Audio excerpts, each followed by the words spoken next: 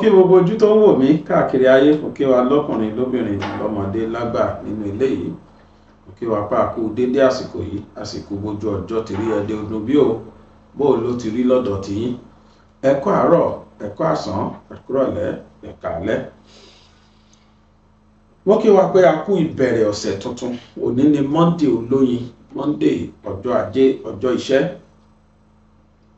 Òní ni 20 oṣù kìíní ọdún 2025. Bí eré a tún ti bẹ̀rẹ̀ sí ní ká 2025 ó tún ti dé ní 20. Tá a bá máa rí sìn àní January parí, a tún ti fẹ́ mú February. Lágbára Ọlọ́run àwa ò rí tiwa ṣe nínú ọdún yìí. Ọlọ́run búra wípé Ọlọ́run á dá wa lóhùn nínú ọdún yìí. Mo bí Ọlọ́run kó rí bẹ́ẹ̀ fún wa lágbára Ọlọ́run. Ẹ wá kan fìdílé tàbí kẹ́ fìdílé nǹkan kẹjá jọ̀jẹ̀ gbádùn ètò ọ̀rọ̀ tó ń lọ lónìí. Yes, bí eré imú ẹlẹ́dẹ̀ ó ti ń padà wọgbà. Tó bá wọn lọ́hùn, ohun tó ń jẹ́ ìgbésùnmọ̀mí ó fẹ́ dópin ní Nàìjíríà náà. Pàápàá jùlọ àwa Yorùbá a máa tó fẹ̀dọ̀ lórí òróró síwájú ká tó kú nílẹ̀ Yorùbá. Apá méjì lètò yìí ní tí mo fẹ́ ṣe lóòrọ̀ yìí. Apá àkọ́kọ́ ni ìròyìn ayọ̀, nítorí pé àwọn kan wà tí wọ́n ń domi àlàáfíà lóyèrú. Bẹ́ẹ̀ ni àwọn kan wà tí wọ́n domi àlàáfíà lóyèrú tó yẹ pé tí wọ́n fẹ́ òun náà ni pé káwọn rí wa pa, kán gba ìlú wa lọ́wọ́ wa. Ìyẹn àwọn Fúlàní agbénipa. Ọwọ́ tí ń tó wọn bọ̀, ọwọ́ tí ń tó wọn bọ̀. Lágbára Ọlọ́run ọwọ́ yẹn máa tó wọn délẹ̀. Kí ló fà á tí mo tí ní ìtumọ̀ tí mò ń sọ yìí ni pé ọmọdékùnrin kan wà tó dóhùn ló líìdì àwọn agbésùnmọ̀mí àwọn Fúlàní agbénipa. Orúkọ ẹ̀ jẹ́ Bello Turji. Bá Yorùbá ní yínníyínní kẹ́ni lè ṣe mí. Báwọn sójà wa bá ṣe èrè táwọn àmì wa ṣe èrè á dúpẹ́ lọ́wọ́ wọn pé wọ́n ṣe é. Àwọn sì sọ pa ẹ̀. Lọ́wọ́ yìí Bello Turji ti bẹ̀rẹ̀ sí ní bẹ̀bẹ̀ kiri. Ó ti ń wá ọ̀nà àbáyọ sí ìgbésí ayé ara ẹ̀. Ìdí ni pé ní wíkẹ̀ndì tó lọ yìí àwọn agbófinró wa pàápàá jùlọ àwọn àmì wọ́n lọ sí inú igbó ibi tí Bello Turji wà. Wọ́n kà mọ́ ibi tó pàgọ́ sí. Òun sá lọ o, ṣùgbọ́n fínfín ni wọ́n pa ọmọ bíbí inú ẹ̀ tán jọ ń ṣiṣẹ́ yẹn. Fínfín báyìí ni wọ́n pa á tó sì kú. Kódà òun fúnra ẹ̀ nísìnyí á kú ààyè òun ló wà. Ó ti ń sáré béèrè fún reinforcement látọ̀dọ̀ àwọn sponsor wọn. Lágbára Ọlọ́run ọba tí Bello Turji bá lè kú pẹ́rẹ́, tí wọ́n bá lè rí pa ọ̀ wọ́n rí mú cash, gbogbo tó jágbésùnmọ̀mí ní Nàìjíríà mo fẹ́ sọ pé á di tó dópin. Torí òun làwọn tí wọ́n ń lò wọ́n òun gangan lórí wọn tó ń lò lọ́wọ́lọ́wọ́ yìí. Bọ́rọ̀ yẹn ṣe lọ rèé. Bello Turji, we killed his son. I heard his desperate plea for reinforcement source. Ṣé ti gbọ́? Ó ń pe èyí tí mo wá fẹ́ kíjọba ṣe ni pé kí wọ́n ṣe ìfimúfilẹ̀ àwọn wo ni wọ́n sponsor wọn. Oríṣi sponsor méjì ni wọ́n rí gbà. Wọ́n rí kan gbà láti foreign, wọ́n dẹ̀ rí kan gbà láàrin àwọn olóṣèlú, pàápàá jùlọ àwọn Fúlàní ẹgbẹ́ wọn tọ́jú olóṣèlú. Wọ́n rí kan gbà láti foreign. Mi ìmọ̀ country tó jẹ́ omi ò ní sọ pé country báyìí, àmọ́ ìjọba mọ̀ wọ́n. Nígbà Burkina Faso máa ṣe tí wọ́n sìn, wọ́n díjú ni tí wọ́n lé gbogbo wọn. Ghana ní revolution yẹn tún kàn sí. Ghana ló lé gbogbo wọn lọ páàkì wọn. Òun ò tiẹ̀ fẹ́ rí tó jẹ́ Fúlàní ìlú àwọn rárá. Àwọn tí wọ́n jẹ́ díje wọn tó jẹ́ Fúlàní mi mọ́ bó ṣe ṣàwọn yẹn, bóyá àwọn yẹn náà wà náà tó lé dànù. Adẹ̀rí wọn bí tó ti ń fi mọ́tò wọn kó ẹrù ní tìkẹ̀tìkẹ̀. Wọ́n kọ́kọ́ ń bẹ̀bẹ̀ ẹ̀ẹ̀kan fáwọn bí some days ìjọba tó ṣẹ̀ wà bẹ́ẹ̀ sí Ghana ìyẹn ní rárá òun tolerate insurgency lásìkò tóun, òun ò fẹ́ rí Fúlàní rárá ni. Àwọn agbénipa agbéniṣó bọ́n ṣe ń ṣe fún wa Nàìjíríà lọ́ọ́ ṣe fáwọn náà Ghana o, tó nípa àwọn kan ló hèdì wọn. Burkina Faso nígbà táwọn yẹn tán máa gba ìtúsílẹ̀ tí Traoré di president, kí ló ṣe? Ó kọ́kọ́ lọ síbi irú ibi táwa lè pè ní Sambisa táwọn Fúlàní agbanẹ́tì sí, wọ́n finish every one of them, wọ́n finish wọn pátápátá. Láti ìgbà náà wọn gbọ́n tó ń jẹ́ insurgency mọ́, ìlú wọn gba òmìnira ni. Láti ìgbà náà níṣe ni ìlú wọn gba òmìnira. Kò sí pé bóyá ẹnìkan ó ń pa ẹnìkan wá bàtà ẹnìkan jẹ́, kò sírú ẹ̀ mọ́, kò sírú ẹ̀ mọ́ o. Bello Turji ti bẹ̀rẹ̀ sí ní bẹ̀bẹ̀, ó ti ń pèpè fún àwọn tí wọ́n sponsor wọn, bóyá olóṣèlú wà ní o, bóyá nínú àwọn foreign aid ní o. Bẹ̀gbàrà títí Burkina Faso ṣẹlẹ̀, àárín táwọn foreign aid, àwọn foreign countries tí wọ́n against Traoré fundamental human rights wọn ló pa, ìyẹn lòun ò pa wọn, òun ò pa ọmọ ìlú. Àwọn tó ń wà nínú insurgency lòun padà nù. Àwọn tí wọ́n fẹ́ kí lọ àwọn rojú ráyè tí wọ́n ti pa ìmọ̀ye ọmọ ìlú lòun fi ránṣẹ́. Tí ò bá wá tẹ́yìn lọ́rùn báyìí tó bá jẹ́ ilẹ̀ ń ṣe aiding and abetting fún wọn, ẹ yọjú kẹwàá arrest òun. Wọ́n panu mọ́ ni o. Bí ìlú yẹn ṣe gba ìtúsílẹ̀ dọ́là nìyẹn. Ẹ lọ wo Burkina Faso lénìí, inú ìdùnnú gidi ni wọ́n wà nígbà tí wọ́n rí olórí ìjọba tó ṣetán láti gbà wọ́n lẹ́nu wàhálà.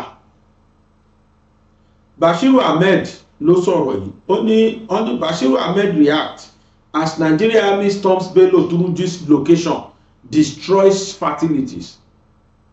Àwọn àmì wa fẹ́ ìrọwọ́ tó díẹ̀ báyìí ló kù. Tó bá ti ń di pé wọ́n rí ibi tó locate sí, wọ́n destroy facilities ẹ̀, wọ́n panu family ẹ̀, ọwọ́ máa tó nìyẹn. Ọwọ́ dẹ̀ máa tó lágbára Ọlọ́run. Bashiru Ahmed, the special assistant to the former President Muhammadu Buhari on digital communications, recently reacted after the Nigerian military stormed the locations of dreaded terrorists Bello Turji and destroyed his facilities. In a statement which were shared on his official social media handle, he also disclosed that the armed forces, in his statement which was shared on his official social media handle, he also disclosed what the armed forces did to his son. These were mixed reactions. There were mixed reactions from different quarters after the news regarding the assault on dreaded terrorist Bello Turji's camp by men of the Nigerian Army gathered widespread attention across various media platforms. The Nigerian Army, in a combined air and ground assault on the camp of the dreaded terrorist, killed several of his fighters and left his camp in dissolution, according to viral reports. React to the attack on Bello Turji's camp, Bashiru Ahmed, an assistant to the former administration on digital communications, in a statement which were shared on his official social media handle X, expressed his satisfaction at the operations and revealed that one of the sons of Bello Turji was killed during the operations. These were the words of Bashiru Ahmed, which were shared on his official social media handle X, formerly known as Twitter. Troops of the Nigerian Army have reportedly stormed the locations of notorious terrorist kingpin Bello Turji, destroying his family and killing one of his sons. Good news, he wrote. However, after the statement from the special assistant surfaced online, a lot of mixed reactions were shared from the general public. Kindly read this. This is the news that gets Bello Turji irritated tomorrow. you will hear him killing many to show he is still alive. I like how we are all coming to a painful realization. How many lives does he have? Where is the evidence of this? Very satisfying news. We'll hear good news about him soon. This is never a good news. The fact that he has never been apprehended, only Allah knows the kind of havoc he will cause to innocent citizens now in retaliation, which we are praying, inshallah, he will never succeed, inshallah. Oríṣiríṣiríṣi ni àwọn. Now, ohun tá a kà látàárọ̀ ni pé arákùnrin tí ń da lérú dọ̀nà rú tó jẹ́ Bello Turji. Arákùnrin kan tó jẹ́ olùrànlọ́wọ́ tẹ́lẹ̀ fún ìjọba Buhari olóògbé ọ̀rọ̀ ìjáde wípé òun lu àwọn agbófinró tí wọ́n ṣe Nigeria Army Troop, òun lù wọ́n lẹ́gbẹ̀ẹ́nu nítorí pé wíkẹ̀ndì yìí wọ́n lọ dọ̀yà há Bello Turji nílé ẹ̀, wọ́n destroy àwọn ẹbí ẹ̀, pàápàá jùlọ wọ́n rọ́mọ ẹ̀ kan pa àti ìyàwó àtàwọn dúkìá ẹ̀ ni wọ́n bàjẹ́. Bákan náà ni pé arákùnrin sọ pé àwọn Nigeria Army Troop yìí wípé wọ́n pa ìmọ̀ye ọmọ lẹ́yìn Bello Turji nípakúpa ni wọ́n pa wọ́n. Lélẹ̀ tó jẹ́ pé ó announce, ó kéde irú ọ̀rọ̀ yìí lórí Twitter tá a mọ̀ sí X nísìn tó jẹ́ Twitter tẹ́lẹ̀. Wọ́n ní ọ̀pọ̀lọpọ̀ wa ń sọ̀rọ̀, ọ̀pọ̀lọpọ̀ kọ sí kọ́mẹ́ǹtì pé ọ̀tọ̀ ló jẹ́ ìròyìn ayọ̀, ṣùgbọ́n ká ní wọ́n rí Bello Turji mú ni àbá sọ pé ìròyìn ayọ̀ ni. Ìkànnì tó bá di ọ̀la ríran wo, torí pé bó ṣe escape yẹn àmọye ẹni tó tún máa lọ pa tó bá máa fi dìwòye ọ̀la láti fi gbẹ̀san ọmọ ẹ̀ àtàwọn nǹkan dúkìá ẹ̀ tí wọ́n bàjẹ́. Ìkan sọ pé ìròyìn ayọ̀ gbáà ni, oríṣiríṣi bẹ́ẹ̀ ni wọ́n sọ. Ohun táwa mọ̀ ni pé láìpẹ́ láì jìnnà lágbára Ọlọ́run ọwọ́ fẹ́ tó Bello Turji àdọ́lọ́run ajẹ́kọ́wọ́ tó. Ìròyìn ayọ̀ tí ó jẹ́ part 1 tí mo fẹ́ fi bẹ̀rẹ̀ nìyẹn. Kí n tó wá bẹ̀rẹ̀ tí mo fẹ́ sọ fáwa Yorùbá, torí pé àwa Yorùbá mo lọ́rọ̀ bá wa sọ lénìí, mo lọ́rọ̀ bá àwa Yorùbá sọ lénìí. Mo sùn, mo ronú, mo sùn kàkà, mo ronú oorun tí ọmọlúwàbí gbọ́dọ̀ sùn. Mo wá ronú nílẹ̀ Yorùbá pé kí ló ń ṣẹlẹ̀. Ṣùgbọ́n kí n tó sọ yẹn, ẹ jẹ́ ká dé òkè lọ́hùn ká lọ gbọ́ nípa arákùnrin wa tí wọ́n bá wa sọ̀rọ̀ nípa àwọn tó fẹ́ lọ lu Amẹ́ríkà. Bóyá. This is good news to all. But first of all, write this number down. 1-845-293-8937. You will get through to Define Travels and Tours. They help you process and obtain USA work permit visa, tourism and visiting visa, vacation and cruises. Wow! The USA work permit visa allows you to legitimately work anywhere in USA once you arrive. Interesting. Call Divine Travels and Tours, New York, USA on 1-845-293-8937 or send email to divinetravels5@gmail.com. Divine Travels and Tours is tested, trusted, and reliable.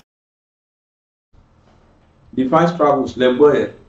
Ẹ jọ̀ọ́ mo tún fẹ́ bẹ̀ àwa tí à ń gbọ́ mi, ẹ̀yin olólùfẹ́ mi tẹ́ ń gbọ́ mi, bẹ́ẹ̀ bá fẹ́ lọ Amẹ́ríkà, tẹ́ fẹ́ bá Divine Travels lọ, ẹ pe nọ́mbà máa yẹn direct.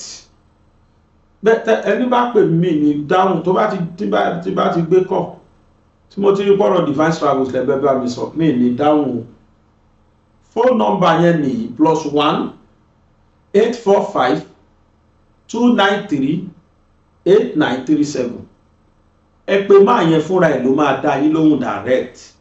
Ẹ má pè mí mọ́, in fact èrò yẹn ti pọ̀ jù tó ń pè mí. Tó yà mí lẹ́nu ni pé a fi nọ́mbà ẹni tó advertise síbẹ̀. Èmi lè fi fóònù dà láàmú.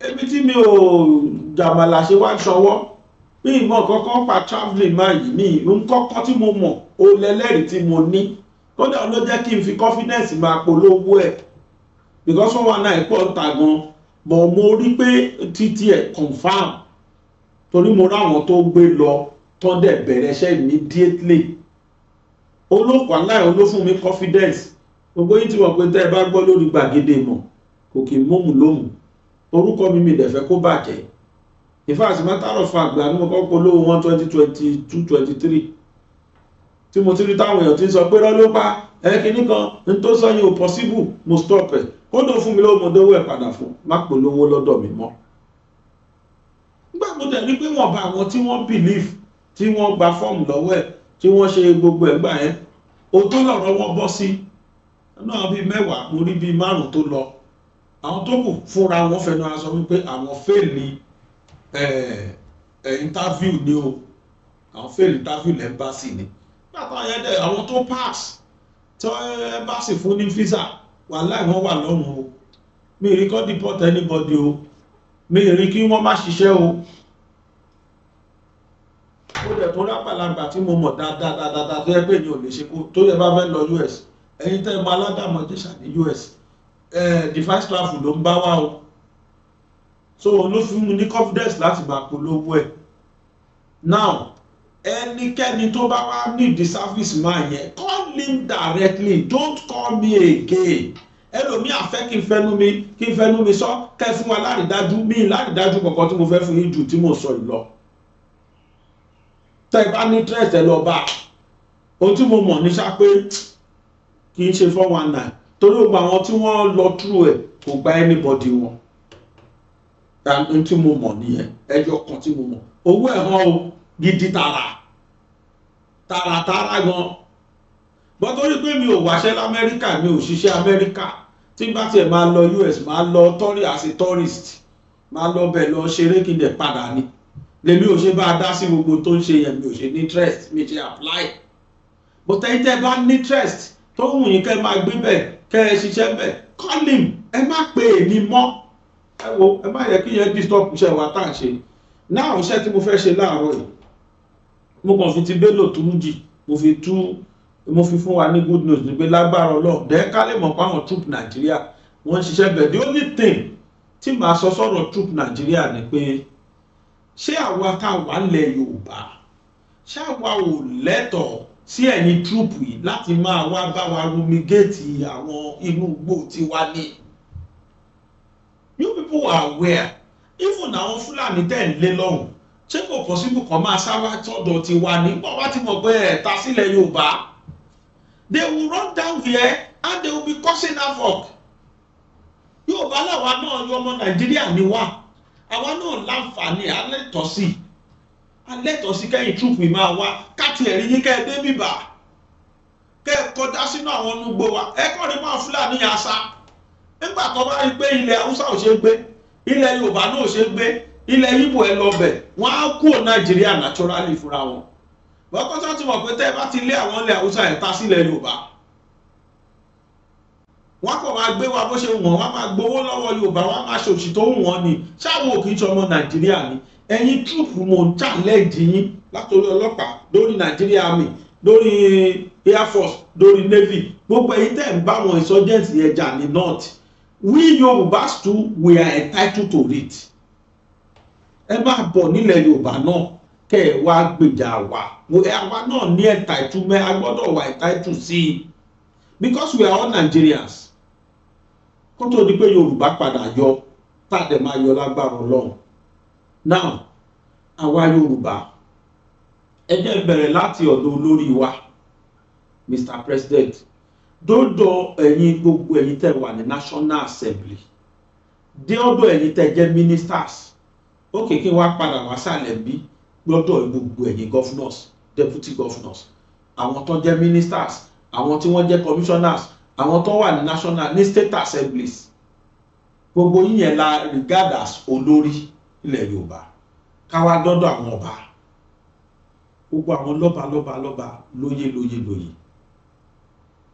gbogbo yín pátá lẹ́jà darí wa nílẹ̀ Yorùbá ìbéèrè kan sọ sí mi lọ́kàn lóru ẹni mo jókòó mo wo sàkún ọ̀rọ̀ Yorùbá, mo wo bọ́rọ̀ wa ṣe lọ.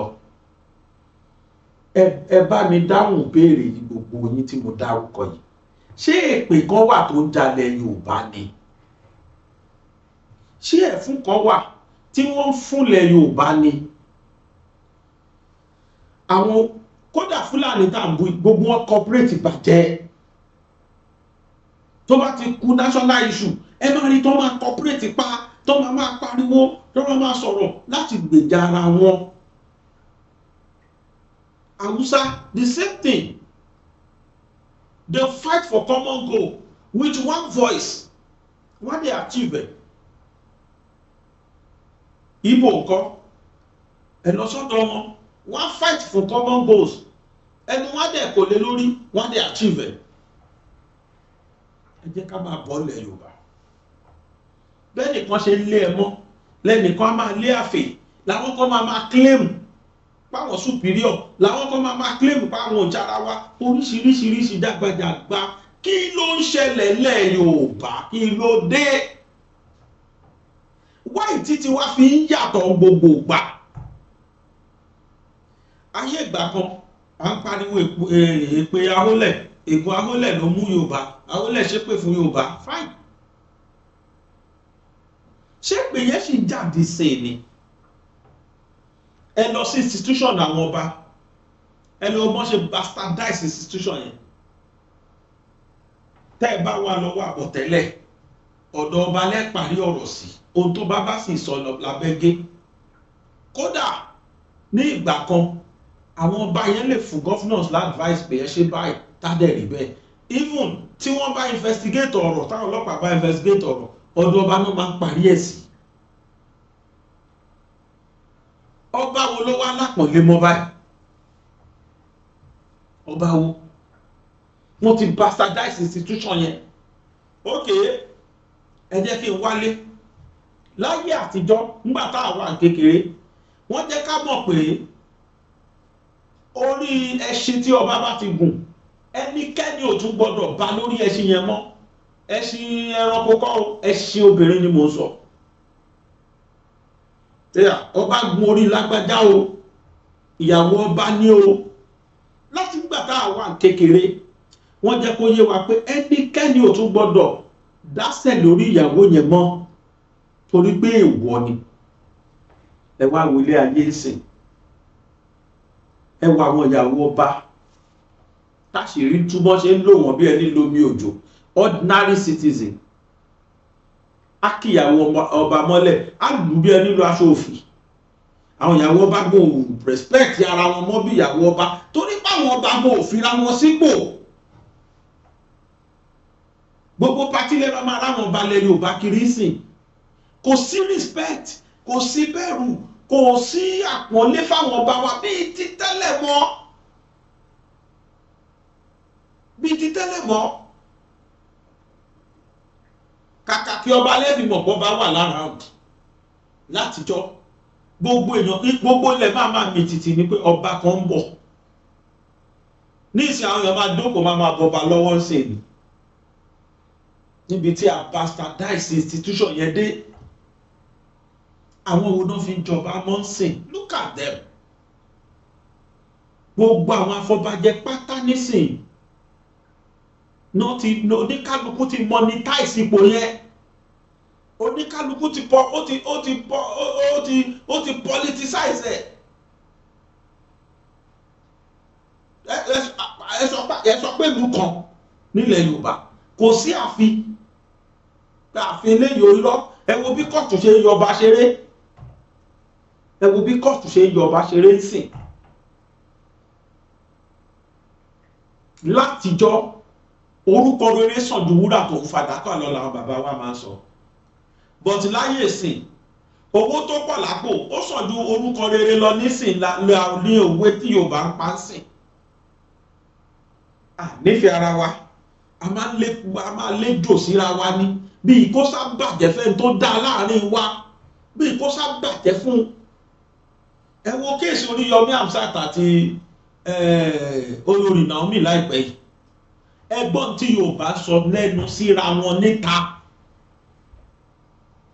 Kó kódà àwa tá a dúró tọ́ pé lóò ìyá gbọ́dọ̀ jáwé ní ọ̀tọ̀ ní tí wọ́n tún kà mọ́ wa lọ́wọ́ ìkan ní ó fẹ́ kó Oríyọmí wo sáìdì òun padà ní ó fẹ́ dọ̀ lórí ìjọ ti release Oríyọmí jọta tó dájọ́ dọ́fíìsì bí ìfojú Oríyọmí ò lè ní mo pè òun kò bí ìfojú kọ̀ wá di sìn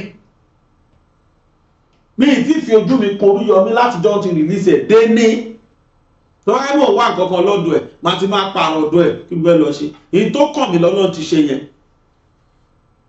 injustice adẹ̀ ti fight fún títí tí wọ́n fi máa dá láre court àjọ máa lọ àjọ máa bọ̀ náà ni torí pé Yorùbá ni kò sí nǹkan tó mú mi dúró jù yẹn lọ kí mo fẹ́ gbà lọ́wọ́ ẹ̀ ìtọrọ owó rí lọ́wọ́ ẹ̀dọ́ mo ti dáyé mi kò ṣe pé bóyá látijọ́ mo ti ṣiṣẹ́ mi tèmi àti Oríyọmí ò ti sọ̀rọ̀ kí ló mú wá fún mi bọ̀ mo rí kọ́mẹ̀ntì yẹn bàbá Gbàgede ó sáré mọ́ torí pé ó fẹ́ kó wà tiẹ̀ káwọn jọ máa sọ̀rọ̀ padà mo sọ that bí tó yẹ káwa Yorùbá jọ máa ṣe fúnra wa nìyẹn kárí pé mi fẹ́ ta lẹ́kọ̀ọ́ ká dìde mọ́ gbàgbé differences tó bá wà láàrin yín think Yorùbá first orúkọ yẹn góòdì ló yẹ ká fi kọ́ pàdà la fi ń kọ́ sí àti wọ orúkọ yẹn lẹ̀ kódà nínú òyìnbó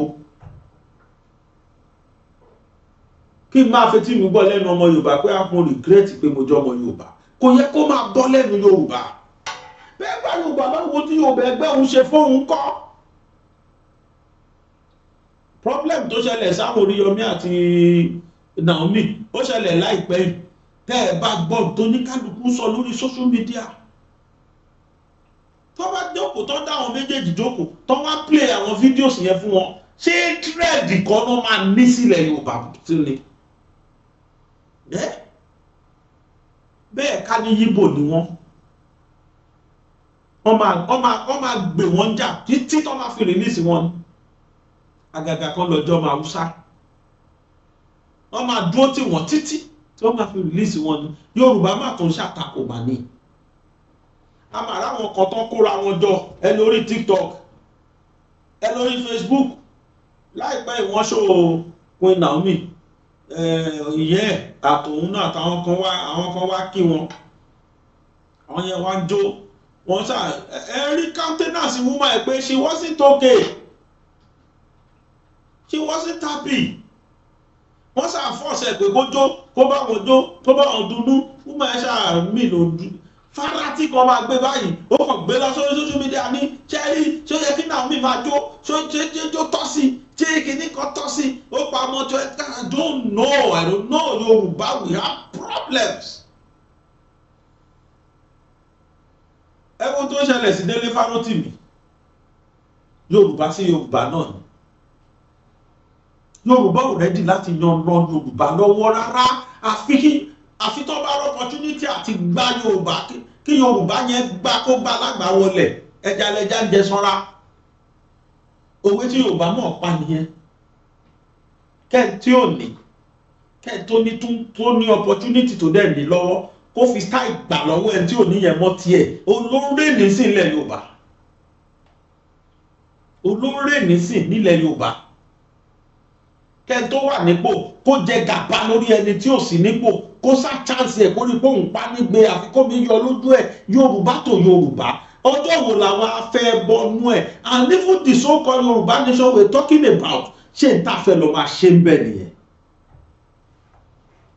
àwọn òrònú yẹn ló wá sórí mi ni mo jókòó tí mo rò pé bí ìlú yìí ṣe ń lọ kódà àní kò yọ institution kankan sílẹ̀ ibi tó ga jù ní institution Yorùbá ní ọba wọ́n ti bastardize ẹ̀.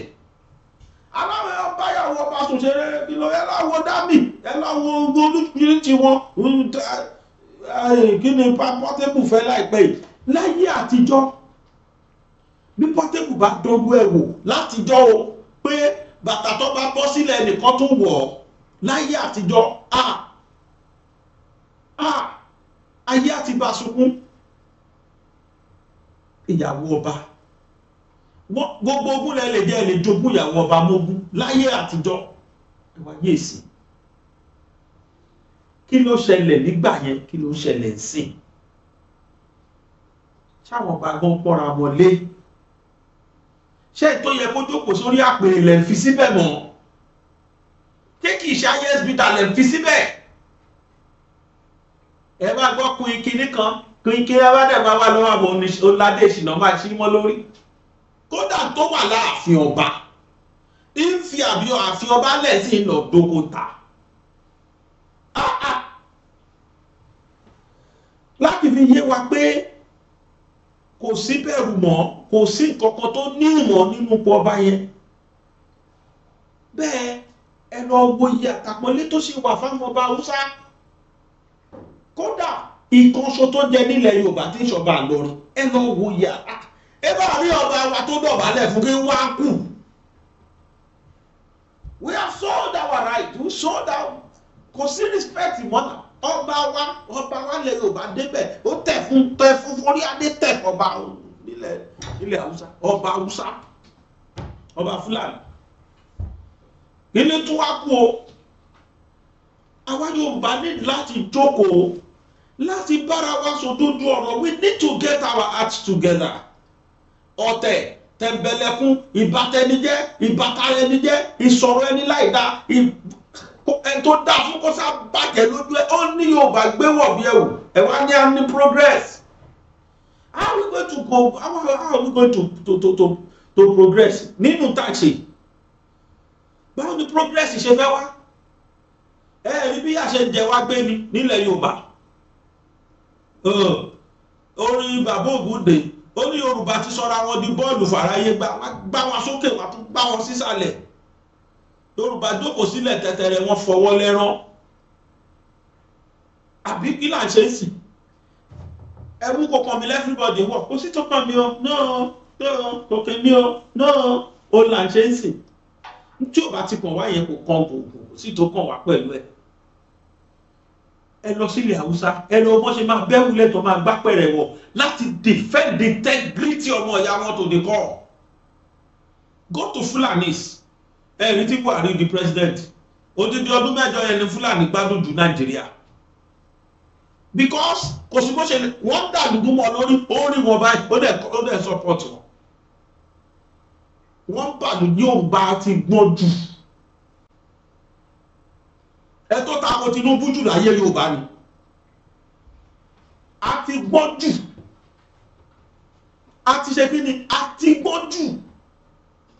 ó dẹ̀ fi ìyà jẹ wá. ajìyà ní kí Tinubu tó dàda represent wa o. ó débẹ̀ ká wà gan la ní kó mórí wá kó fọ́ọ̀rù ká bẹ̀ dànù. dọ́là àwọn tó sì takò tó bá ṣubí o, ó ṣupa o, ó ṣe eré o, ó ṣàbúrú o, wọn ò rí rere kó sábàjẹ́ fún kí Fúlàní tó ń bọ́ síbẹ̀ á sì padà kígbe ẹ̀. á padà sunkún ẹ̀. torí pé tó bá ti bọ́ lọ́wọ́ ẹ̀ sí tí Fúlàní bá ti bọ́ síbẹ̀ forget Yorùbá nation. gbogbo ẹnu mi sọ. gbogbo ẹnu ni mo fi sọ. oníkálukú wa ká lọ pa kìtì mọ́ra. ibi tí wọ́n mọ̀ pé o ti ń balẹ̀ Yorùbá jẹ́, dádì wa, mọ́mí wa, ẹ gbìyànjú láti túbẹ̀ ṣe látọ̀dọ̀ ti yín. let the change begins with you and me. we need changes in Yorùbá land. we need to change. I need láti change system yẹn. that institution is too porous. that Yorùbá institution is too porous. ṣe dáadáa ní gbọ́dọ̀ tán wa. Yorùbá ò ṣe dáadáa rárá. ìfẹ́ tá a fi hàn síra wa kó tó. ìjẹ̀sí wà bẹ́ẹ̀. hatred lórí religion òyìn kú bẹ́ẹ̀ bíbá mo yẹ sọ yìí sí. rákàrákà sọ pé àwọn mùsùlùmí ni tí mùsùlùmí náà bá gbọ́ láti àwọn kírísítẹ̀ yẹn ní kírísítẹ̀ náà bá gbọ́ wá gbá àwọn ẹlẹ́bọ ní ìrírí dé. are we not Yorùbá first? forget religion. forget láyé àtijọ́ mùsùlùmí kírísítẹ̀ náà gbogbo wọn ṣe pọ̀ ní. ó ṣe wá dì sí táwa wá fẹ́ mọ̀ jù ní ọ̀ṣọ́ lọ ojú wa ṣe wá là kọjá bẹ́ẹ̀.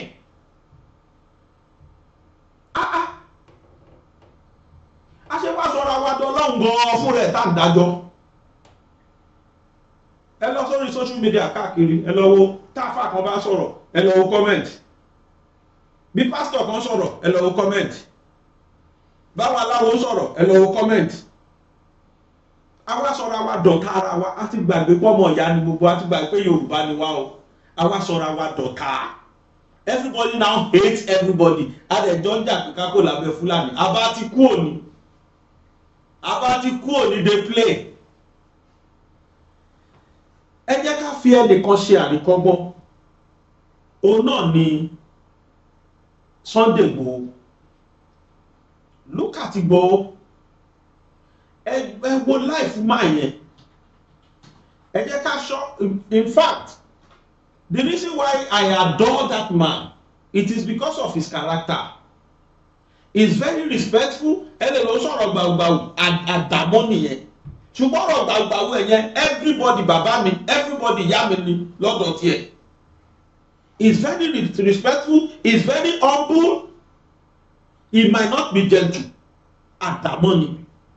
But pé ó kàn bẹ sọ̀rọ̀ ẹni àwọ̀ àbọ̀ tako kankan lọ́wọ́. Bí Christian pè ẹ bá gbòòwò ń bẹ̀, bí Mùsùlùmí pè ẹ bá gbòòwò ń bẹ̀, bí ẹlẹ́bọ pè ẹ bá gbòòwò ń bẹ̀. Why? Nítorí pé Yorùbá race ó wà lára ẹ̀ wà ní ẹ̀jẹ̀. Bó dẹ̀ ṣe yẹ kí gbogbo Yorùbá ṣe rí nìyẹn. Bó ṣe yẹ kí gbogbo Yorùbá ṣe rí nìyẹn. Má tako ẹ̀sìn kankan, má tako ẹnì kankan, má ìbàjẹ́ APC, ìbàjẹ́ PDP, ìbàjẹ́ DDP, ìbàjẹ́ PQP, kò sí tó kà wá ní Yorùbá ní ẹ first. Forget party affiliation, forget religious affiliation, forget anything you might think of, you are Yorùbá first. Tí gbogbo wa bá fi Yorùbá lékè ni, wàhálà ilẹ̀ Yorùbá yàtọ̀. Tí pẹ́ làbá ti lọ ti pẹ́, àbá ti gbòmìnira. In fact, Fúlàní bàbá wà lókèrè ni, bọ̀ rárá. Àmọ́yé tí bá kà fún wa ẹ̀mọ́yẹ corporate tí Yorùbá náà corporate pẹ̀lú Fúlàní. Ẹ má jẹ́ sọ òyìnbó sọ. Àmọ́ Yorùbá tó ń ta Yorùbá ẹgbẹ́ fún Fúlàní. Wọ́n ti mọ̀ wá bẹ́ẹ̀ ni owó ni. Àìnífẹ̀ẹ́ ara ẹni ni. Ẹ̀yin náà ẹ máa ṣọ̀ṣà, ẹ máa ṣọ̀mà. Tẹ́nìkan bá ń lo òkè ládùúgbò tó ń lo òkè gan tẹ́ẹ̀rù tẹ́lẹ̀. Ẹ máa sọ hatred máa wà fẹ́ nìyẹn lẹ́sẹ̀kẹsẹ̀. Wọ́n máa wá fìdí kókò kó ṣàjàbọ́ nítorí Yorùbá fẹ́ bọ́nú ẹ̀. Bí kẹ́ni yẹn ṣàjàbọ́ ṣáá ló máa gbèrò. Ẹlòmí àmú irọ́ àdápa apámọ́. Wọ́n lè lo gbowó bì kan ni, wọ́n lè lo ṣoògùn owó ni, wọ́n lè ní ó ti ṣe yahoo oríṣiríṣi bẹ́ẹ̀. Ẹ lọ sọ́jà. Wàláì kì í sọ̀rọ̀ ẹnu. Ẹ tẹ́sì tí mo fẹ́ sọ ìsà, ẹ tẹ́sì àwọn tá à ń gbé Nàìjíríà mọ̀ bá wí o. Ẹ tẹ́sì kan tí mo fẹ́ sọ yìí. Ẹ lọ sọ́dọ̀ Haúsá. Ẹ lọ ra nǹkan lọ́dọ̀ Haúsá. Ẹ má sọ tẹ́ ẹ bá gbá Haúsá, ẹ má sọ Haúsá sí rárá. Ẹ má sọ Yorùbá pọ́nrán. Ẹ rí pé èyí tó bá máa tà á takú ó lè ní 10,000 ló fẹ́ tà last. Tó bá dijọ́ kejì ẹ padà lọ sí ibòmíì tó súnmọ́ ẹni yẹn. Tẹ́tí mọ̀ pé 10,000 náà ń tà ẹ wá lọ bẹ̀. Ẹ kàn sọ pé kẹ́hìnmọ́là sọnù náwọ̀n ni. Tó bá ní dúbúgbó mọ̀ 10,000 ni. Ẹ sọ pé ẹ sábà sọ ẹ sọ Haúsá tẹ bá gbọ́ sí. Inú ẹ̀ máa kọ́kọ́ dùn mọ́ pé ẹ̀kọ́ ṣèdè wú. Bó ṣe lu wọn nìyẹn ṣe pé bóyá ọ̀rọ̀ pé torí wọ́n wà lẹ́ Yorùbá náà. Tẹ́ ẹ bá sọ èdè wọn sí wọn, ẹ máa kọ́ ní edge advantage kan máa kọ́ wà fún yín ju ẹ tó jẹ́ pé kò ṣèdè wọn rárá lọ. Ẹ̀yin ẹ sọ Yíbò sí Yíbò. Ẹ débi tí Yíbò ti ń ta nǹkan. Ẹ sọ fún pé madam ego ole. Tó bá sọ fún pé àkọ́kọ́ rẹ́rìn náà pé ó máa ṣèdè mi ẹ tún sọ Yíbò mi sí. Tó bá tàn ẹ sọ pé ego àdìrọ̀ kò sówó ego àdìrọ̀ gidi kan Yíbò ìwọ̀n bá tẹ́mi náà gbọ́ mò ń sọ yìí ẹ̀yin ẹ sọ Yíbò sí. Ẹni pé máa kọ́kọ́ ti ẹ̀dọ̀ rẹ náà á kọ́ máa bá yín because ẹ ti ṣèdè. Ẹ̀yin wà lọ́dọ̀ Yorùbá sí Yorùbá. Ẹjọ́ èlò ní kíní a ní 10,000 ní o alẹ́ ló bá rújù tó tẹ̀ máa fi dẹ́ lóhùn lásán náà 10,000 naira ní o ẹ bá lè ra kẹ́ fi ilẹ̀ o. Màmá kò bá 2,000 ó lè ṣèpè ó lè fèpè fún ẹ. Bí Haúsá máa tó rẹ́rìn ní bá wàláì ìdò àlà a ní kò rí bẹ́ẹ̀ wàláì àmúfọlọ́ọ̀ búra wàláì gaskiya ne òdodo mo bẹ́ẹ̀ sọ kò rí bẹ́ẹ̀ iye báyìí ni instead kó ṣe pè fún ẹ ọwọ́ kó ṣèdè ẹ̀ ẹ̀yẹ bí yóò bá léèrè àníyàn ni ká change system yẹn ni ká lọ change òyìnbó kan ní if you can discover yourself you will be yourself àwa Yorùbá nídìí láti jókòó ká discover ara wa káwọn owó ní bàtà tí ń ta wá lẹ́sẹ̀ wá láì gbogbo tó tí ò ṣẹ́ yìí tí ò jẹ́ kó ṣẹ́ nípa àwa Yorùbá kan kí n mọ́ra wa lọ́tọ̀ bí Yorùbá Muslim tó bá rí Yorùbá Christian ọ̀tẹ̀ ti dé bí Yorùbá Christian tó bá rí Yorùbá ọ̀ṣẹ́bọ ọ̀tẹ̀ ti dé àsìf pé àwọn agbọ́n lọ́lọ́run everybody believe pé òun ti jàre kí ló dé tẹ́sí máa díjà wá lẹ̀ láyé ìsìn láyé àtijọ́ kò mà rí bẹ́ẹ̀ inú ẹbí ẹnì kọ̀ọ̀kan wà ìmọ̀ye Christian wà bẹ́ẹ̀ Muslim wà bẹ́ẹ̀ ọ̀ṣẹ́bọ wà bẹ́ẹ̀ kò lé gbogbo alájọ pàdé létí family meeting ó ṣe wá dé sí tí gbogbo ẹ̀ wá dojú ẹni tá a dẹ̀ gbé síwájú kì í ṣe bẹ́ẹ̀ kò síbi tẹ́ẹ̀ ti lè rí gbòó kò sẹ́ni tí gbòó kì í bá ṣe ṣáàgbọ́n jù gbòó lọ ni ṣáàgbọ́n jù lọ ni ẹni tẹ́mi mọ̀ kò fẹ́ ṣe nǹkan ó ní gbòó ẹni tí mo mọ̀ pọ̀ náà ó tọ́ sọ́nà ó ṣe láàánú ó ní gbòó and Igboho is still the reason I still stay back nínú Yorùbá nation I will have quit all the while I'm telling you because ìwà tí mo ní kì í ṣe wà tó tẹ́ mi lọ́rùn kí ló dé bẹ́ẹ̀ tí bá wò gbogbo mo máa ń pinnu pé future yẹn ṣì wà ẹni tá a bá lọ́jà ní Yorùbá ní ká wò ká má wà ní wọ́jà I have never seen anywhere mi ìrírí ibi tí mo ti máa dúró takò ẹ̀sìn kan ọjọ́ kan èmi àti Igboho jọ sọ̀rọ̀ lórí fóònù mo wá ní ọdún wo tiẹ̀ ní mọ́mì yín lọ Mẹ́kà ó ní mọ́mì òun mo ní bẹ́ẹ̀ ni ó ní mọ́mì òun mo ní mo sọ pé àlàjà mo lọ́dún wo làlájà tiẹ̀ lọ Mẹ́kà ó ní àlàjà òun mo ní mọ́mì òun ṣe àlàjà mo ní rárá o ó lọ́dọ̀ wọn ṣe Muslim mo ní rò mí ò gbà because ẹ lè rí picture ìyá yẹn lẹ́ni wíwá ẹ rí báwọn ìyá wa ṣe múra látijọ́ bẹ́ẹ̀ ni màmá ẹ̀ ṣe máa múra látijọ́ àwọn ìyá wa wọ́n dé fìlà wọ́n kì í sórí ilẹ̀ wọ́n kọ́kọ́ dán fìlà kan wọ́n dé wọ́n wá wé gèlè sí wọ́n ṣẹ̀ wá fìborùn lé báwọn ìyá ṣe máa múra látijọ́ nìyẹn brain mi ṣẹ̀ṣẹ̀ wá lọ síbẹ̀ pé báwọn ìyá ṣe múra látijọ́ nìyá ẹ̀ ṣe múra Muslim lèmi máa pé bàbá ó ní rárá o mọ́mí àwọn ìṣe Muslim ẹjọ́ kí bàbá Muyideen Bello tó kú ta ni bàbá Igboho bàbá Muyideen Bello ni ẹ wo bàbá tí ò yá ẹ wo màmá ta ni fẹ́ sọ fún pé lẹ́yìn òṣè Muslim but Christian ni màmá ẹ̀ tó fi kú àtọmọ àtìyá kò sí tó takẹ̀sì kankan nú ẹ̀ ní last year àbí last 2 years àwọn afá kan ṣe lẹ̀ látùnìkan dìrì Igboho mà lọ bẹ irú Yorùbá tó yẹ ká jẹ́ nìyẹn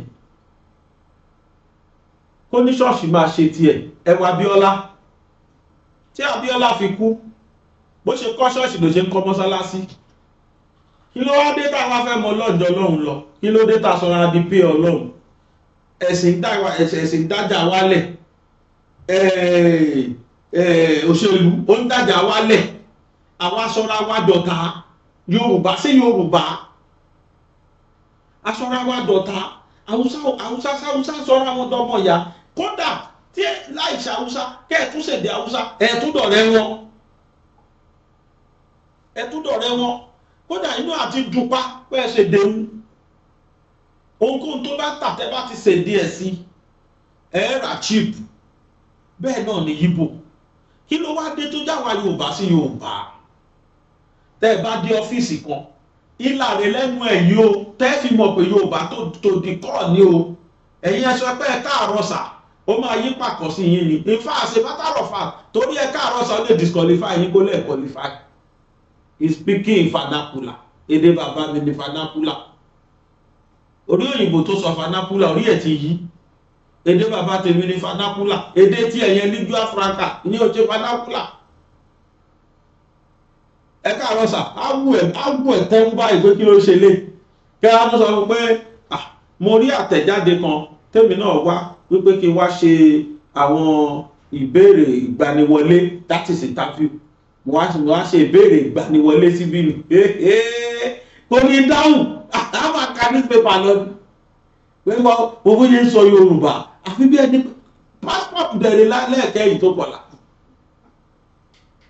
kò ní dá lóhùn pẹ̀tẹ́kàn ẹ sọ̀rọ̀ bí òyìnbó ìgbọ́n nìsa ní ẹ̀hẹ́ àdáyé lóhùn. Yorùbá a ti gbé nǹkan ní ẹ wo báwọn òyìnbó ṣe ń wọlé wá sílẹ̀ Yorùbá wá kéde Yorùbá, ẹ wo bọ́n ṣe ń wọ aṣọ wa tó ń tẹ́ wọn lọ́rùn tínú wọn tún máa ń dùn. Tẹ́ ẹ bá gbọ́ Yorùbá lẹ́nu àwọn òyìnbó nísìn wọ́n ti ń sanwó kọ́, wọ́n ti ń lọ skul ẹ̀, kódà China ti ń kọ́ àwọn ọmọ wọn ní Yorùbá skul. Mo rí fídíò yẹn bí wọ́n ti ń kọ́ ọmọ ní class Yorùbá, àwọn ọmọ Chinese wọ́n ti ń kọ́ ọmọ wọn Yorùbá. That language God so put barika Ọlọ́run fi barika sí dé yẹn débi pé àwa tá a nígan àmọ́yé ẹ̀ aláwọ̀ èèyàn san owó láti kọ́ èdè Yorùbá bẹ̀tà wa look at us. Ẹni tó Yorùbá gbọ́ Yorùbá inú àtún máa dùn no kò gbọ́ Yorùbá English lọ́mọ mi gbọ́, kò gbọ́ Yorùbá sí pé ẹbí lérè kò ṣe British lọ́mọ yẹn tọ́mọ òyìnbó àbọ̀mọ Amẹ́ríkà tó fi jẹ́ ọmọ ògbọ́ Yorùbá tó fi gbọ́ tó dé English ló gbọ́. Ọmọ bá débì kan tó sọ Yorùbá ẹ máa wá ẹ̀yin tẹ́ wá lóyìnbó tẹ́ bá wa kọ́ ọmọ yín lédè Yorùbá mo kí yín o, Ọlọ́run àtúbọ̀ bá mi wu àwọn ọmọ yẹn, Ọlọ́run á bá wa wò wọ́n dáadáa, wọ́n á dàgbà wọn á dògbò lójú yín lágbára Ọlọ́run. Ẹ tó ní pẹ́ lómi lọ lóyìnbó ẹ káàárọ̀ lásán mi ò gbọ́ èdè yẹn o mo bọ́rọ̀ yẹn ṣe jẹ́ kó ẹ wọ àwọn òyìnbó náà look at them. Ẹ wò wọ́n, they are always proud láti wọṣọ Yorùbá. Aṣọ yẹn máa ń jọ wọ́n lójúmọ́. Àgàgà kó wá já padà kẹ́ tún fi fìlà lé. Style kan ni mo fi fìlà yìí rán ìbá ẹ̀, mo kóṣẹ́ sí. Tílẹ̀ Yorùbá ni, ìmí kẹ̀rin máa gẹ̀, ìmí àjáde tí ajá, kò sọ náà tí Yorùbá ò lè gbà. Èèyàn nílò ọ̀dọ́ idiot kan ti ní ṣe mo dàbí kinní kan bẹ́ẹ̀ mi ṣe wà look at me, I am always proud to wear native. Yes, torí pé aṣọ ìlú wa ni ẹ bá fi rí English lọ́rùn mi ẹ wò wọ́n máa ṣọ́ ẹ̀wù look at òyìnbó dáwà pé lẹ́yìnbó pẹ́pẹ́ look at them, they are always proud to look Yorùbás. We should always think Yorùbá first. We should always eat Yoruba first. We should always dream Yoruba first. But ọ̀rọ̀ wa ní Nàìjíríà láàrin àwọn Yorùbá yìí sùúrù lọ̀rọ̀ wa gbà ó. Ó jẹ́ nǹkan tí mo rò lọ́tùn lósìn, mo wò dé òṣèlú, mo wò dé ọba, mo wò dé àwọn àjòyè, mo wò dé àwọn tá a jẹ́ kankan tá a jẹ́ mẹ̀kúnnù. Gbogbo ẹ̀ náà mo rí pé nǹkan yẹn sọnù, ìfẹ́ ti sọnù lẹ̀ Yorùbá. Ìkórìíra ti jọba lọ́kàn wa. Then olè àjẹbánu kò sí torí ẹ̀ ló jẹ́ pé tẹ́lẹ̀tẹ́lẹ̀ látijọ́ ohun tó ń pè ní èèwọ̀ nǹkan bá wí ni kí ni yẹn dẹ̀ wà tó bá ṣe wà ní repercussion náà ṣe mọ́ nísìn tí o fi ṣiṣẹ́ mọ́ sìn torí pé àwọn tí èèwọ̀ yẹn tó wà fún tẹ́lẹ̀ àwọn bọ́ọ̀kúkú ti violate ẹ̀ tẹ́lẹ̀ ẹ mọ bọ́n ṣe ń jọba látijọ́ torí ẹ̀ ní èèwọ̀ yẹn ṣe dúró tì wọ́n tó bá ṣe tí ò yẹ kó ṣe fọ́ba látijọ́ lẹ́sẹ̀kẹsẹ̀ wá rí repercussion ẹ̀ bọ̀ torí pé àwọn gan fúnra wọn ti violate èèwọ̀ kò ní repercussion yẹn yà kó lọ́dọ̀ wọn láyé àtijọ́ kò sẹ́ni tó bẹ́ẹ̀ nú àwọn ọba kó ṣí orí sílẹ̀ láyé ìsìn ọba ń ṣorí ilẹ̀ pọ̀ndọ̀rọ̀ wọn látijọ́ wọn gbọ́dọ̀ rí ọmọ òkókó irun orí ọmọ òkókó tọ́ṣẹ̀ bí ó máa tó bí oṣù bóyá oṣù 3, 4, 5 kan tó rí láyé ìsìn ó dà wọ́n á tún gbọ́mọ wọn lọ́sítù ìyàwó mi bímọ gbogbo nǹkan yẹn ò sí mọ́ láyé àtijọ́ ó tó bẹ́ẹ̀ kó o súnmọ́ ìyàwó ọba kó o gorí ìyàwó ọba èyí ò ní pẹ́ láyé ìsìn wọ́n báyàwó ọba sọ tó dára sí tẹ bá gbọ́ lágogo wọ́n lu ṣẹ̀kẹ̀rẹ̀ wọ́n tó dára sí Òbésèré ló kọ́ láyé gbà ẹ̀ àwọn èèyàn lágogo wọ́n lu ṣẹ̀kẹ̀rẹ̀ wọ́n tó dára sí ń sìn nígbà tó wà láàfin ọba adẹ̀sára gírí atún padà sáàfin ọba ń bẹ̀ ọba tún gorí ẹ̀ kí ni wọ́n fẹ́ ṣẹlẹ̀ torí wọ́n ti mọ̀ pé ìfún àwọn tá a pè lọ́ba ìgan ṣé wọ́n yẹ lápèrè ìbọ́pọ̀lọpọ̀ gbówó lọ́pọ̀lọpọ̀ lò àwọn tó dẹ̀ jáfọbajẹ náà ọ̀yà rẹ́dí àti jẹ yẹpẹ̀ mọ́ àwọn náà owó ló ń jẹ nísìn ẹ bá ti lówó lọ́wọ́ yùbí dẹ́ ọba àmájọ ọmọ ọba pàápàá wọ́n bá ti wá kùmọ̀ kan pa sẹ́ni máa jogún kógún ìtànkítàn ni ó máa pa ọba ti ráwọn àgbààgbà kan tó mọ̀ tàn kan pa wá kàn pa pé ní 20 kìíní kan ní bàbá bẹ́ẹ̀ ló jẹ́ orúkọ báyìí gbà yẹn náà ni wọ́n á kàn pàtó yẹ bí ó parí ó jókòó sórí àpèrè nìyẹn nǹkan kò rẹ̀ ní ṣe nǹkan kò ní ṣe bí tá a balẹ̀ Yorùbá jẹ́ délé rí yẹn olóṣèlú ṣe tiẹ̀ àwọn afọbajẹ́ ṣe tiwọn àwọn tó jó lórí ṣe tiwọn ọmọ ẹ̀yìn gan ò gbẹ́yìn àwa Yorùbá bá a máa ṣe mítìn kan ní o bí fọ́rọ̀mù kan máa wà ní o kí Yorùbá pera wọn kan bára wọn sọ̀rọ̀ ojoojúmọ́ ló máa ń bà mí nínú jẹ́ tí bá ń rí bá ṣe ṣe ilẹ̀ Yorùbá kò sífẹ̀ẹ́ ànífẹ̀ẹ́ ara wa mọ́ rárá wàhálà ànífẹ̀ẹ́ ara wa mọ́ Yorùbá ò rẹ́dì láti kú torí Yorùbá ọmọ yẹ kúńbó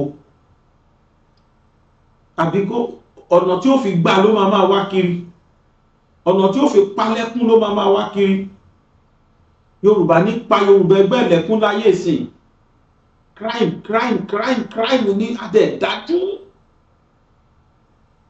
nígbà bàbá bímọ tó ti mọ kóhùn wálé wá dú ọmọ òun kó gbẹ̀jẹ̀ lára kí ló wá kù bàbá tó bí ọmọ bí tá dájú dé sí Abẹ́òkúta ìlú ti ṣẹlẹ̀ ọmọ òkòkó ó dẹ̀ wálé padà wá láti ibi iṣẹ́ babaláwo ẹ̀ tó ṣe ó dẹ̀ padà wá ó gbẹ̀ ìkùlé wọlé ìyá ọmọ ń fọṣọ ń ta ó dẹ̀ gbẹ̀ ìkùlé wọlé ó dẹ̀ dú ọmọ yóò gbẹ̀jẹ̀ lára yá sá padà níjọ́ yẹn gangan wọ́n lọ pè ibi iṣẹ́ ló fọ́n búkúlà ló ń ṣe pèkúlù ló ń àṣọ́hun ní investigation àwọn ọlọ́pàá ló ṣẹ̀wá rí fíìlì òun ni ó dẹ̀ padà jẹ́wọ́ ó ló ṣàlàyé gbogbo ṣe wá pa bàbá ọmọ irú ọ̀dà tuntun àyàlẹ̀ rí yẹn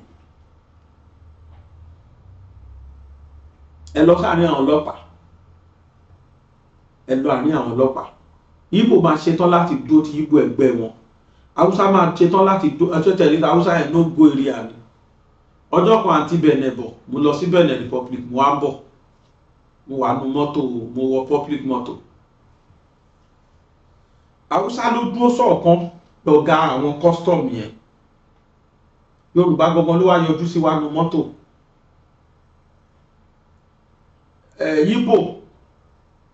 Yíbò ló wà ní ló dúró lẹ máa rí Haúsá ní lídà gbogbo wọn yẹn wà nú mọ́tò lápá báyìí then Yíbò dúró sí ẹ̀gbẹ́ Yíbò ní twice Yorùbá ní most junior yẹn ló yọjú sí wa tẹ́bá bí Yorùbá ìyá kan wá wà nínú wa àánú ìyá yẹn máa ṣe mí o ìyá àgbàlagbà ìyá yẹn á ti tó 70 years ó lọ bọ́mọ ẹ̀ tọ́mọ ó wá fún ní ráìsì bọ̀ ráìsì kì í ṣàpò ìbẹ̀rùbojo dẹ̀ bá ìyá yẹn bó ṣe rí custom officer yẹn ìyá kan yọjú ní ẹpẹ̀lẹ́ nú mọ́tò yóò ta ló gbé ráìsì ìyá yẹn yẹ ìrẹsì wà lọ́wọ́ mi ìrẹsì ọkọ̀ fàyà yẹn bọ́lẹ̀ ni mo wá sọ pé àtẹ́bọ̀ níyà onírú ìyá yìí níyà náà ráìsì ike méjì oníkọ́pọ́lẹ̀ kí ó ti fàyà yẹn ó ti wọ́ lọ ọ̀dọ̀ Yíbò ló wọ̀ gbà ìyẹn tó wá sọ pé leave her now na old woman leave her now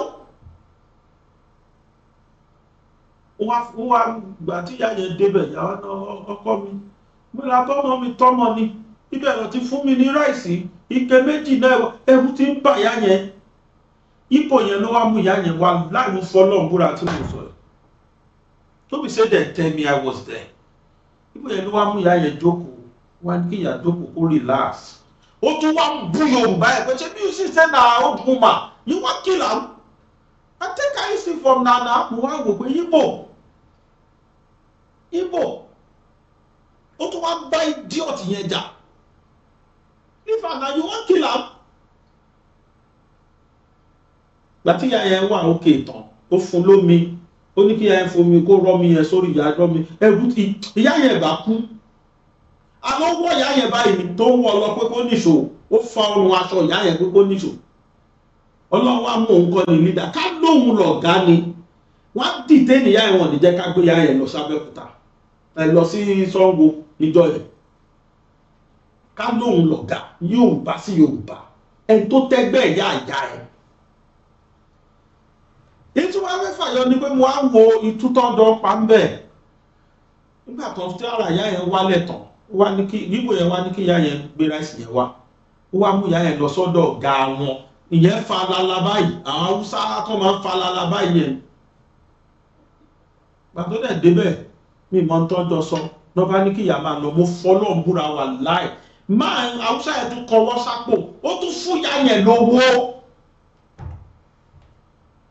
ó ní kí màmá máa lọ wọ mọ́tò padà wá sì dúró wọn jẹ́ ká lọ ó ní kí ìyá yẹn lọ wọ mọ́tò padà ó tún jọ owó lápò tún fún ìyá yẹn ó ní kí ìyá yẹn máa gbé ráìsì yẹn lọ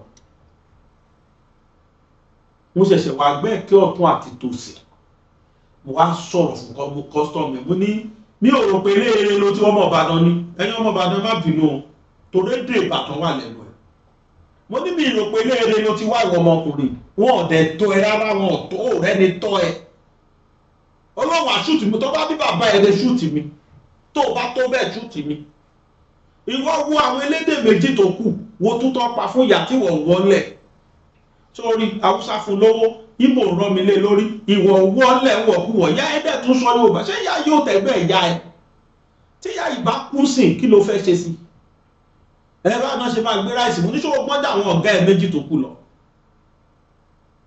That is Yorùbá for us. That is Yorùbá for us. Irúfẹ́ tá a ní síra wa nìyẹn ẹ lọ sọ́jà káàkiri ẹ lọ wo iye táwọn èèyàn ra ọjà ẹ lọ wo iye tó ń tà á.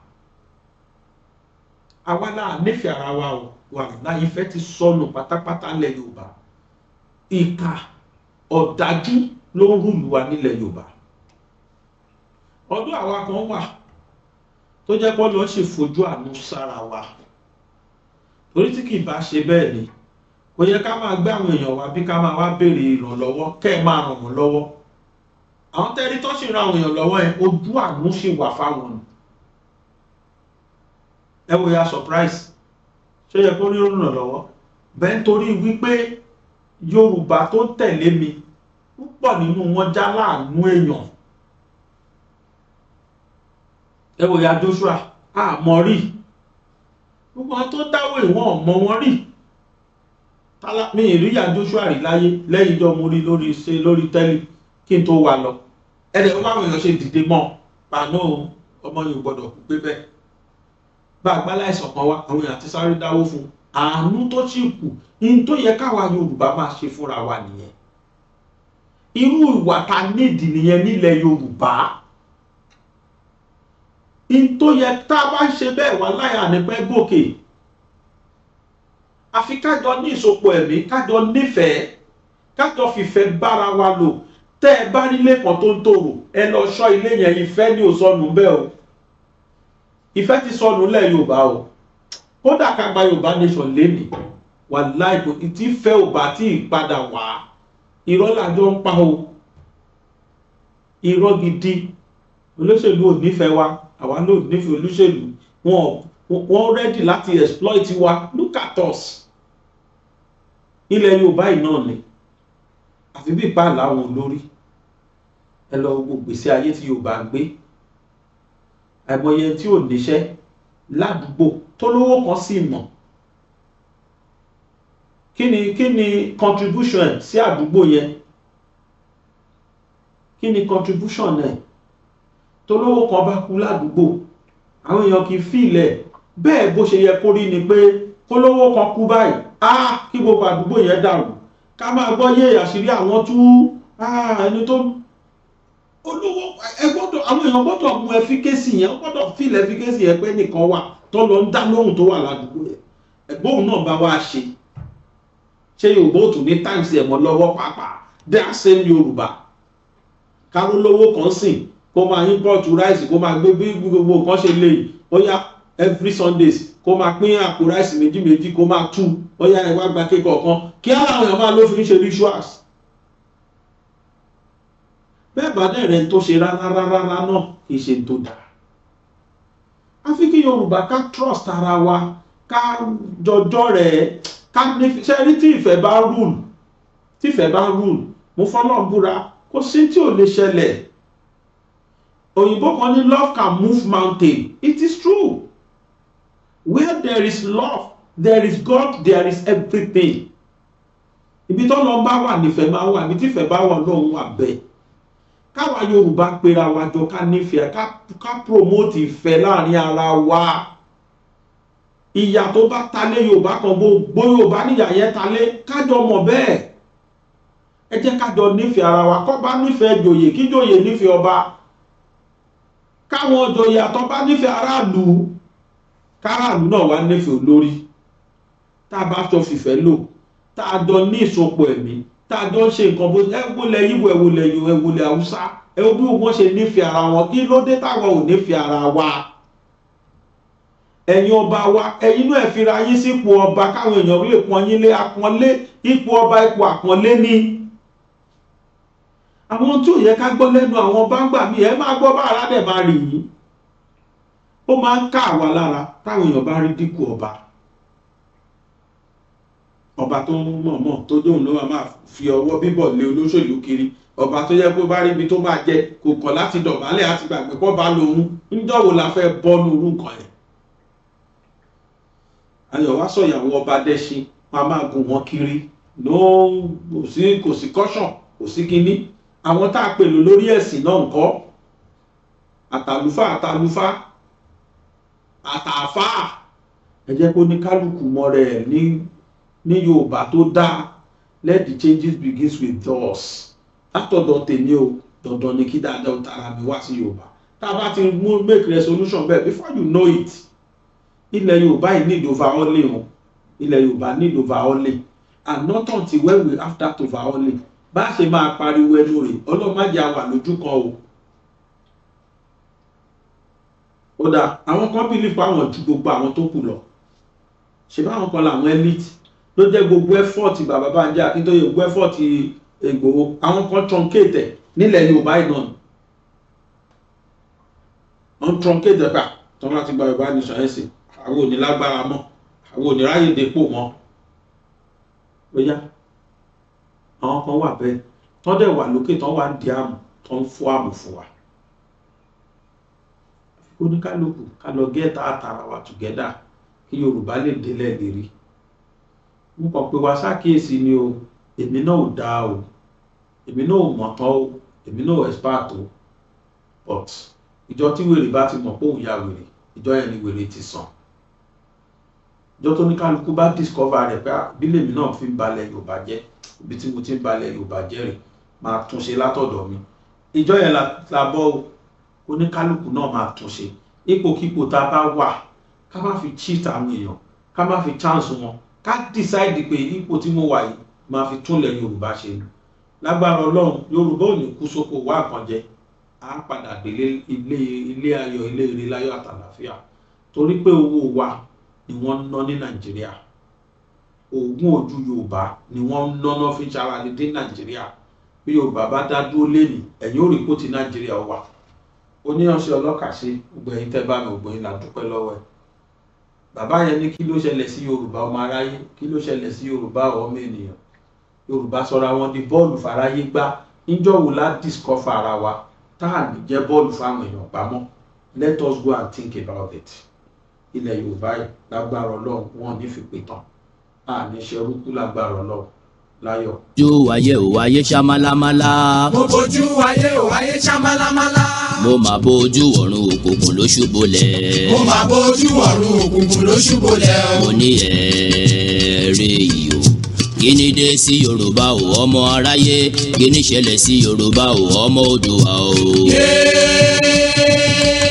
Yéyéyéyé. yeyeyeye àwa máa ṣe hùn ọ̀rọ̀ là ń bẹ Yorùbá ń ṣera wọn nítorí owó Yorùbá ń jìra wọn lẹ́sẹ̀ nítorí ipò wọ́n gbẹ̀mí fáláre wọ́n gbáre pẹ́lẹ́bí wọ́n kò lè kó wájà wọ́n tún polóko wá mú ọgbọ́n tí wọ́n gbọ́ ló gbé wọn délé ọlá ọgbọ́n náà ló tún padà wá sí lé wọn mọ́lẹ̀ o àwọn tí wọ́n ti ń ṣọ̀gá lọ́jọ́ tó ti pẹ́ tún padà wádẹ́ ni à ń fọwọ́ ti sẹ́yìn o yóò Yorùbá yoyoyo bí iná alẹ́ Yorùbá rúrúrú bí omi òkun Yorùbá bàbá ni bàbá ń ṣe.